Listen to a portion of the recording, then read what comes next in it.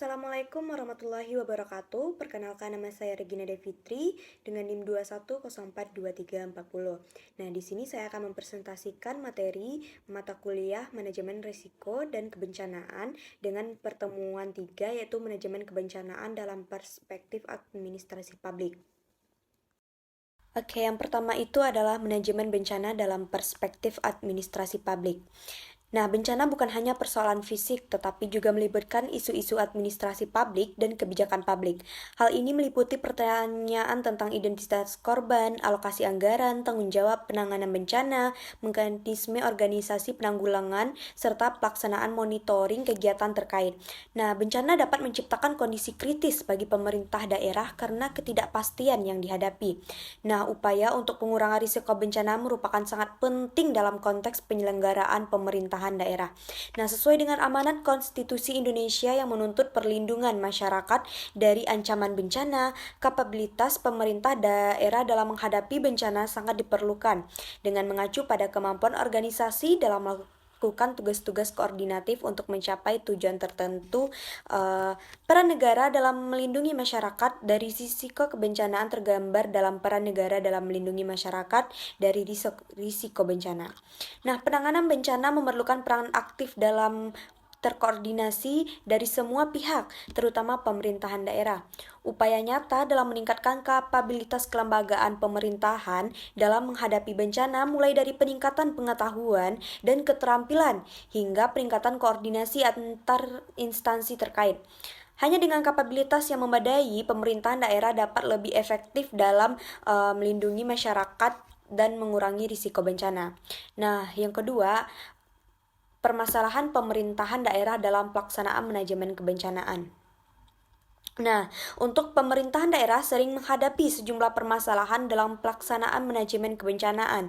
Dalam tahap mitigasi, rendahnya kesadaran masyarakat karena bencana dianggap sebagai kehendak Tuhan menjadi hambatan, disertai dengan kurangnya komitmen pemerintah, tekanan politik, kepemimpinan yang tidak efektif, serta masalah organisasi dan keuangan yang tidak teratasi.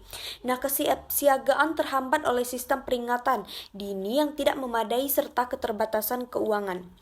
Nah, pada tahap respon, kendala utama muncul dalam komunikasi baik antar dinas atau lembaga maupun dalam koordinasi horizontal dan vertikal, juga dalam informasi publik dan bantuan relawan. Nah, sedangkan pada tahap pemulihan, kendala anggaran, kurangnya keahlian dan campur tangan dari pemerintah pusat menjadi halangan utama. Nah, materi selanjutnya itu resume video yang pertama, yaitu tentang koordinasi dan kerjasama dalam penanggulangan bencana. Bencana alam atau bencana yang disebabkan oleh manusia merupakan ancaman serius bagi kehidupan keberlangsungan masyarakat dalam menghadapi tantangan tersebut. Nah, koordinasi dan kerjasama antara berbagai pihak terlibat menjadi kunci dalam menangani dampaknya, terutama beberapa aspek penting terkait dengan penanganan bencana dan peran berbagai lembaga serta pihak terkait dalam situasi darurat dijelaskan, antara lain peran pemerintah, peran lembaga bantuan dan LSM, peran masyarakat, termasuk penetapan struktur komando dan pengendalian yang jelas, pelaksanaan rapat koordinasi rutin, dan penerapan sistem komunikasi yang efektif, serta pentingnya komunikasi efektif dan pembagian tugas. Nah, selanjutnya, resume video kedua, yaitu koordinasi penanggulangan bencana. Bencana diskusi yang luas terjadi seputar penanganan bencana di Indonesia, khususnya setelah rangkaian bencana alam baru-baru ini. Ahli seperti Kurniawan dari BNPB dan Mamam Imanul Haq dari Komisi 8 DPR memberikan wawasan penting mengenai upaya penanganan ini.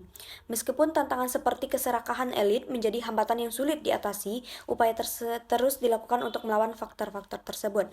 Nah, masyarakat diharapkan siap secara jangka panjang menghadapi bencana dengan melawan keserakahan dan pendekatan sistematis yang kolaboratif. Nah, revisi Undang-Undang Penanganan Bencana yang mencakup aspek mitigasi bencana, penguatan BNPB, dan peran TNI serta Polri menjadi fokus penting dalam meningkatkan koordinasi antara lembaga, memperkuat sistem penanganan bencana. Nah, resume video ketiga, yaitu 2 lembaga strategis dalam penanggulangan bencana. Dalam penanggulangan bencana di Indonesia yang rentan terhadap berbagai ancaman alam, Badan Meteorologi, Klimatologi, dan Geofisika atau BMKG serta Pusat Vulkanologi dan Mitigasi Bencana Geologi atau PVMBG memiliki peranan strategi yang tak tergantikan. Bahkan BMKG bertanggung jawab atas pemantauan cuaca, perakiraan gempa bumi, dan peringatan dini terhadap cuaca ekstrim. Nah, sementara PVMBG fokus pada pemantauan aktivitas gunung berapi dan memberikan peringatan dini serta panduan mitigasi kepada masyarakat. Nah, kerjasama erat antara kedua lembaga ini menjadi kunci dalam menjaga keselamatan dan kesejahteraan masyarakat Indonesia di tengah ancaman bencana alam yang terus mengintai. Nah, resume video yang keempat yaitu tentang polemik perbedaan prediksi BRIN dan BMKG tentang badai dan cuaca buruk. Kehadiran Badan Riset dan Inovasi Nasional atau BRIN sebagai lembaga penelitian dan inovasi di Indonesia memunculkan polemik terkait perbedaan prediksi cuaca dengan Badan Meteorologi, Klimatologi, dan Geofisika yang telah lama menjadi otoritas dalam hal prediksi cuaca di Indonesia. Nah, perbedaan prediksi terutama terkait dengan badai dan cuaca buruk telah menimbulkan kebingungan di kalangan masyarakat. Nah, dampak dari perbedaan prediksi ini sangat dirasakan oleh masyarakat, dapat mempengaruhi keputusan harian, bahkan keselamatan jiwa dan harta benda. Nah, polemik ini juga berpotensi menimbulkan ketidakpercayaan terhadap lembaga-lembaga yang bertanggung jawab atas prediksi cuaca.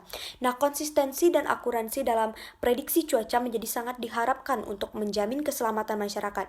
Oleh karena itu, kolaborasi antara BRIN dan BMKG dalam menghasilkan prediksi cuaca yang konsisten dan akurat diharapkan dapat mengatasi polemik ini. Nah, dalam konteks lebih luas, polemik ini menjadi cerminan pentingnya transparansi, konsistensi, dan kolaborasi dalam penyediaan informasi publik yang berkaitan dengan keselamatan dan keamanan masyarakat, menekankan integritas dan kepercayaan publik dalam institusi-institusi yang bertanggung jawab atas prediksi cuaca dan mitigasi bencana. Nah, video selanjutnya yaitu instruksi Presiden terhadap BMKG. Presiden Jokowi telah memberikan instruksi yang sangat penting kepada Badan Meteorologi, Klimatologi, dan Geofisika atau disebut juga BMKG untuk mengidentifikasi risiko terkait dengan perubahan iklim. Instruksi ini menandakan kesadaran dan kepedulian pemerintah terhadap tantangan yang dihadapi oleh Indonesia dalam menghadapi perubahan iklim yang semakin mengkhawatirkan. Nah, dalam instruksi tersebut, Presiden menekankan pentingnya pemahaman mendalam tentang bagaimana perubahan iklim dapat mempengaruhi berbagai aspek kehidupan di Indonesia. Nah, BMKG sebagai lembaga yang memiliki otoritas dalam pemantauan cuaca, iklim, dan geofisika memiliki peran yang sangat penting dalam menjalankan instruksi ini. Nah, sang presiden tersebut berharap bahwa BMKG akan melakukan identifikasi yang komprehensif terhadap risiko-risiko yang ditimbulkan oleh perubahan iklim seperti kenaikan suhu, pola hujan yang tidak stabil, naiknya permukaan air laut, dan sebagainya. Nah, identifikasi ini diharapkan dapat memberikan pemahaman yang lebih baik tentang bagaimana perubahan iklim akan berdampak terhadap kehidupan sehari-hari masyarakat Indonesia. Dengan hasil identifikasi ini, pemerintahan diharap dapat merancang kebijakan-kebijakan adaptasi dan mitigasi perubahan iklim yang lebih efektif dan tepat sasaran.